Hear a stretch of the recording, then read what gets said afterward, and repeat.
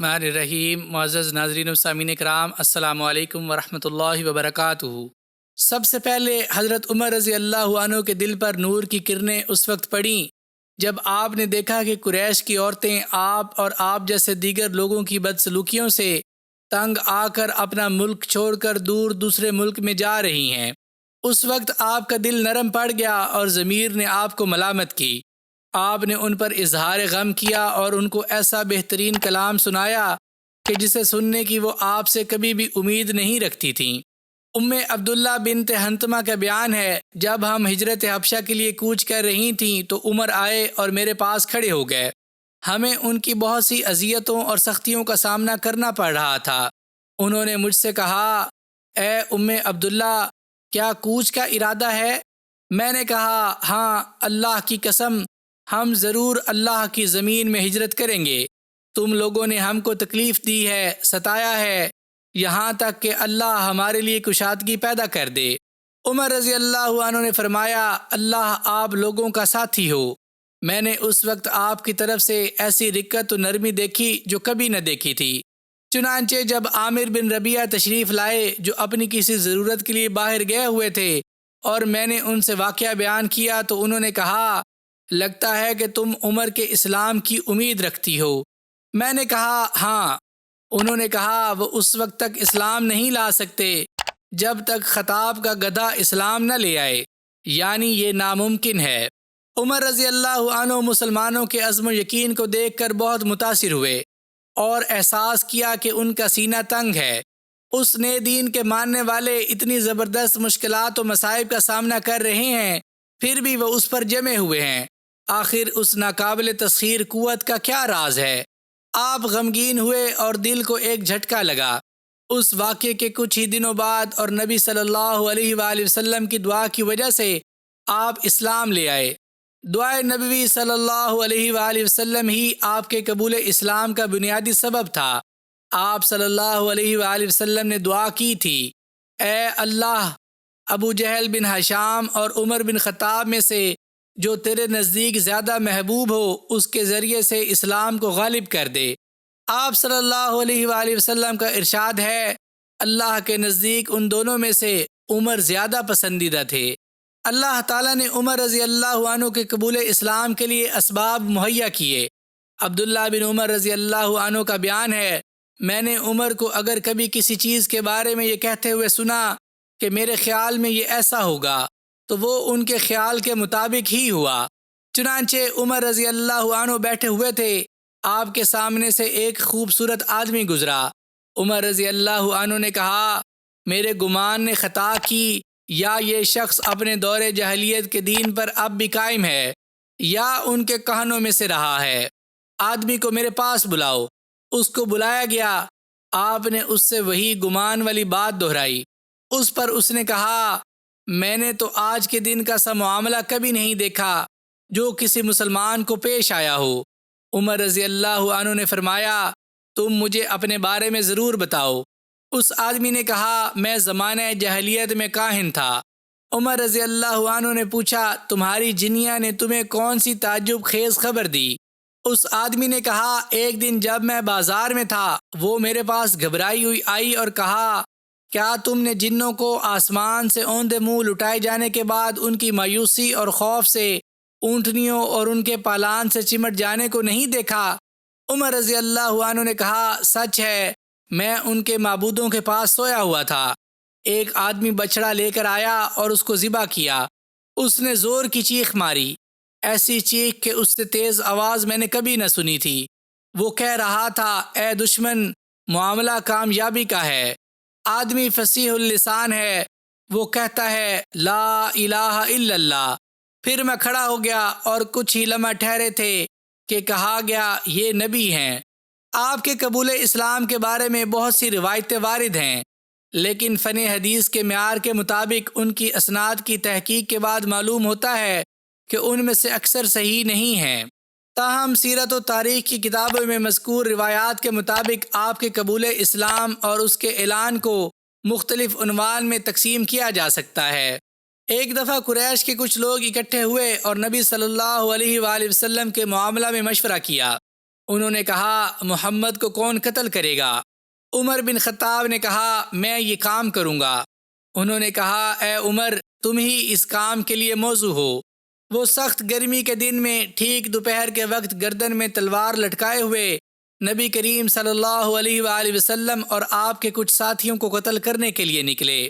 آپ کے ساتھیوں میں ابو بکر، علی اور حمزہ رضی اللہ عنہم اور دیگر حضرات تھے جو آپ صلی اللہ علیہ وآلہ وسلم کے ساتھ مکہ میں رہ گئے تھے اور حبشہ ہجرت نہیں کی تھی۔ قریش نے عمر رضی اللہ عنہ کو بتایا تھا کہ محمد صلی اللہ علیہ وآلہ وسلم اور ان کے ساتھی صفا پہاڑی کے نیچے دار ارقم میں جمع ہیں۔ راستہ میں نعیم بن عبداللہ النحام رضی اللہ عنہ سے ملاقات ہو گئی تو انہوں نے کہا اے عمر کہاں کا ارادہ ہے؟ آپ نے کہا کہ میں اس صابی یعنی بد مذہب کے پاس جا رہا ہوں جس نے قریش کی جمعیت کو پارا پارا کر دیا ہے، اس کے دیدہ وروں کو بے وقوف کہا ہے، ان کے دین میں عیب لگایا اور ان کے معبودوں کو گالی دی ہے تاکہ اسے قتل کر دوں۔ نعیم رضی اللہ عنہ نے کہا اے عمر تم کتنے غلط راستے پر چل رہے ہو، اللہ کی قسم تم کو خود تمہاری ذات نے دھوکہ دیا ہے، تم انتہا پسندی کے شکار ہو گئے ہو اور بنو عدی کو برباد کرنا چاہتے ہو۔ تمہارا کیا خیال ہے کہ تم محمد صلی اللہ علیہ وآلہ وسلم کو قتل کر دو گے اور بنو عبد مناف تم کو زمین پر آزاد چھوڑیں گے؟ اس طرح دونوں آپس میں بحث کرتے رہے یہاں تک کہ ان کی آوازیں بلند ہو گئیں۔ عمر رضی اللہ عنہ نے کہا میرا گمان ہے کہ تو بھی صابی یعنی بد مذہب ہو گیا ہے، اگر یہ سچ ہے تو تجھ ہی سے شروع کروں گا۔ جب نعیم رضی اللہ عنہ نے دیکھا کہ وہ باز آنے والے نہیں تو کہا میں تم کو خبر دیتا ہوں کہ تمہارے خاندان اور تمہارے بہنوئی کے گھر والے بھی مسلمان ہو چکے ہیں اور جس گمراہی پر تم ہو اس کو انہوں نے چھوڑ دیا ہے۔ عمر رضی اللہ عنہ نے جب یہ بات سنی تو پوچھا کہ وہ کون کون ہیں؟ انہوں نے کہا تمہارے بہنوئی اور چچیرے بھائی اور تمہاری بہن۔ عمر بن خطاب نے جب سنا کہ ان کی بہن اور بہنوئی اسلام لے آئے ہیں تو آپ کو سخت غصہ آیا اور ان کے پاس پہنچے۔ جب گھر کا دروازہ کھٹکھٹایا تو انہوں نے پوچھا کون؟ آپ نے کہا ابن خطاب۔ وہ لوگ اپنے ہاتھوں میں لیے قرآن پڑھ رہے تھے۔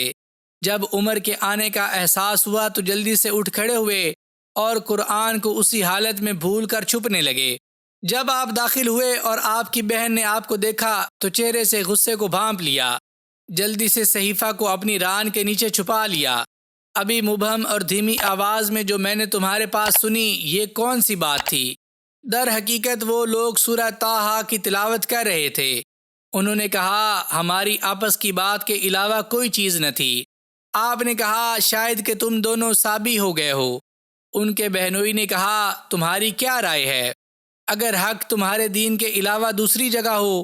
اتنے میں عمر رضی اللہ عنہ اپنے بہنوئی سعید رضی اللہ عنہ پر چڑھ دوڑے اور ان کی داڑھی کو پکڑ لیا، پھر دونوں نے اٹھا پٹک کی۔ عمر رضی اللہ عنہ سخت طاقتور تھے، آپ نے سعید رضی اللہ عنہ کو زمین پر پٹک دیا اور خوب روندا، پھر ان کے سینہ پر بیٹھ گئے۔ اتنے میں آپ کی بہن آ گئیں اور آپ کو اپنے شوہر سے دور کرنے لگیں۔ آپ نے ان کو تھپڑ رسید کیا جس سے ان کا چہرہ خون آلود ہو گیا۔ بہن نے غصہ کی حالت میں کہا اے اللہ کے دشمن، کیا تو مجھے اس لیے مار رہا ہے کہ میں اللہ کی وحدانیت کا اقرار کرتی ہوں؟ آپ نے کہا ہاں۔ انہوں نے کہا جو تجھے کرنا ہے کر لے۔ اشہد ان لا الہ الا اللہ وان محمد الرسول اللہ۔ میں گواہی دیتی ہوں کہ اللہ کے علاوہ کوئی حقیقی معبود نہیں اور محمد صلی اللہ علیہ وآلہ وسلم اللہ کے رسول ہیں۔ تیری مرضی کے خلاف ہم اسلام لا چکے ہیں۔ جب عمر نے ان سے یہ باتیں سنی تو شرمندہ ہوئے اور ان کے شوہر کے سینے سے اتر گئے اور بیٹھ گئے۔ پھر کہا تمہارے پاس جو صحیفہ ہے مجھے دو، میں اسے پڑھوں گا۔ آپ کی بہن نے کہا میں ایسا نہیں کروں گی۔ آپ نے کہا تمہاری بربادی ہو، تمہاری بات نے میرے دل کو متاثر کیا ہے، مجھے صحیفہ دو، میں اسے دیکھ تو لوں۔ میں تجھے یقین دلاتا ہوں کہ اس میں خیانت نہیں کروں گا، تو اسے جہاں چاہے محفوظ رکھ لینا۔ انہوں نے کہا تم ناپاک ہو اور لا یمسہ الا المطہرون، سورۃ البقرہ آیت نمبر 79، اسے صرف پاک لوگ ہی چھوتے ہیں۔ جاؤ غسل کرو یا وضو کر لو۔ آپ غسل کرنے گئے، پھر اپنی بہن کے پاس لوٹ کر آئے۔ انہوں نے آپ کو صحیفہ دیا جس میں طٰہٰ اور دوسری صورتیں تھیں۔ آپ نے اس میں دیکھا بسم اللہ الرحمن الرحیم۔ جب الرحمن الرحیم پر پہنچے تو کانپ اٹھے، صحیفہ ہاتھ سے گر گیا، پھر خود کو سنبھالا اور اس میں پڑھا، طٰہٰ، ہم نے یہ قرآن تجھ پر اس لیے نہیں اتارا کہ تو مشقت میں پڑ جائے، بلکہ اس کی نصیحت کے لیے جو اللہ سے ڈرتا ہے۔ اس کا اتارنا اس کی طرف سے ہے جس نے زمین کو اور بلند آسمان کو پیدا کیا ہے، جو رحمان ہے، عرش پر قائم ہے، جس کی ملکیت آسمانوں اور زمینوں اور ان دونوں کے درمیان اور کرۂ خاک کے نیچے ہر ایک چیز پر ہے۔ اگر تو اونچی بات کہے تو وہ ہر ایک پوشیدہ بلکہ پوشیدہ سے پوشیدہ تر چیز کو بھی بخوبی جانتا ہے۔ وہی اللہ ہے جس کے سوا کوئی معبود نہیں، بہترین نام اسی کے ہیں۔ سورہ طٰہٰ آیت نمبر 1 تا 8۔ یہ آیتیں آپ کے دل پر بہت اثر انداز ہوئیں۔ آپ نے کہا، کیا قریش اسی سے بھاگتے ہیں؟ پھر جب اللہ کے اس فرمان تک پہنچے، بے شک میں ہی اللہ ہوں، میرے سوا عبادت کے لائق اور کوئی نہیں، پس تو میری ہی عبادت کر اور میری یاد کے لیے نماز قائم رکھ۔ قیامت یقیناً آنے والی ہے جسے میں پوشیدہ رکھنا چاہتا ہوں تاکہ ہر شخص کو وہ بدلہ دیا جائے جو اس نے کوشش کی ہو۔ پس اب اس کے یقین سے تجھے کوئی ایسا شخص روک نہ دے جو اس پر ایمان نہ رکھتا ہو اور اپنی خواہش کے پیچھے پڑا ہو، پس تو ہلاک ہو جائے گا۔ سورہ طٰہٰ آیت 14 تا 16۔ اس کے بعد آپ نے کہا، جو ایسی بات کہہ رہا ہو اس کے لیے یہی مناسب ہے کہ اس کے ساتھ کسی دوسرے کی عبادت نہ کی جائے۔ مجھے بتاؤ محمد کہاں ہیں؟ جب خباب رضی اللہ عنہ نے یہ واقعہ سنا تو گھر سے نکلے، وہ چھپے ہوئے تھے، اور کہا، اے عمر خوش ہو جاؤ، مجھے امید ہے کہ آپ کے حق میں بروز سوموار رسول اللہ صلی اللہ علیہ وآلہ وسلم کی یہ دعا قبول ہو چکی ہے۔ اے اللہ، ابو جہل بن ہشام یا عمر بن خطاب دونوں میں سے جو تیرے نزدیک زیادہ بہتر ہو اس کے ذریعے سے اسلام کو غالب کر دے۔ آپ رضی اللہ عنہ نے فرمایا، مجھے رسول اللہ صلی اللہ علیہ وآلہ وسلم کی جگہ بتاؤ۔ جب انہوں نے بات کی سچائی کا اعتبار کر لیا تو کہا، آپ صلی اللہ علیہ وآلہ وسلم صفا پہاڑی کے نیچے ہیں۔ عمر رضی اللہ عنہ نے تلوار سنبھالی، گردن میں لٹکا لی، پھر رسول اللہ صلی اللہ علیہ وآلہ وسلم اور آپ کے صحابہ کی طرف چل نکلے۔ وہاں پہنچ کر دروازہ کھٹکھٹایا۔ جب انہوں نے آپ کی آواز سنی تو خوف زدہ ہو گئے، اور کسی نے بھی دروازہ کھولنے کی ہمت نہ کی، کیونکہ انہیں جناب عمر کی آپ صلی اللہ علیہ وآلہ وسلم سے شدت عداوت معلوم تھی۔ جب حمزہ رضی اللہ عنہ نے دیکھا کہ لوگ خوف زدہ ہیں تو کہا، کیا بات ہے؟ انہوں نے کہا، عمر بن خطاب ہیں۔ آپ نے کہا، عمر بن خطاب ہیں، دروازہ کھول دو۔ اگر اللہ نے اس کے لیے بھلائی چاہی تو وہ اسلام لے آئے گا، اور اگر اس کے علاوہ اس کا ارادہ ہے تو اس کا قتل کرنا ہمارے لیے آسان ہو جائے گا۔ انہوں نے دروازہ کھول دیا۔ سیدنا حمزہ رضی اللہ عنہ نے اور ایک دوسرے آدمی نے عمر رضی اللہ عنہ کے دونوں بازوؤں کو پکڑ لیا، یہاں تک کہ انہیں رسول اللہ صلی اللہ علیہ وآلہ وسلم کے پاس لائے۔ آپ نے فرمایا، اسے چھوڑ دو۔ آپ صلی اللہ علیہ وآلہ وسلم ان کی طرف بڑھے اور انہی کی چادر سے ان کی کمر کو پکڑ لیا، پھر تیزی سے کھینچا اور کہا، اے خطاب کے بیٹے، تمہارا کیسے آنا ہوا؟ اللہ کی قسم، میں تم کو تمہارے ارادے سے باز آنے والا نہیں پاتا، یہاں تک کہ تم پر اللہ تعالی مصیبت ڈال دے۔ عمر رضی اللہ عنہ نے آپ سے عرض کیا، اے اللہ کے رسول، میں آپ کے پاس اللہ، اس کے رسول اور اللہ کی طرف سے جو آپ لے کر آئے ہیں اس پر ایمان لانے آیا ہوں۔ رسول اللہ صلی اللہ علیہ وآلہ وسلم نے بلند آواز سے اللہ اکبر کہا۔ اس طرح آپ صلی اللہ علیہ وآلہ وسلم کے صحابہ نے جو دار ارقم میں موجود تھے جان لیا کہ عمر اسلام لے آئے۔ پھر صحابہ ادھر ادھر چلے گئے۔ حمزہ بن عبد المطلب کے ساتھ جب عمر بھی اسلام لے آئے تو انہوں نے کافی قوت محسوس کی، اور انہیں لگا کہ اب یہ دونوں رسول اللہ صلی اللہ علیہ وآلہ وسلم کو تکلیف نہیں پہنچنے دیں گے، اور دیگر صحابہ بھی ان دونوں کے ذریعے سے اپنے دشمن سے بدلہ لے لیں گے۔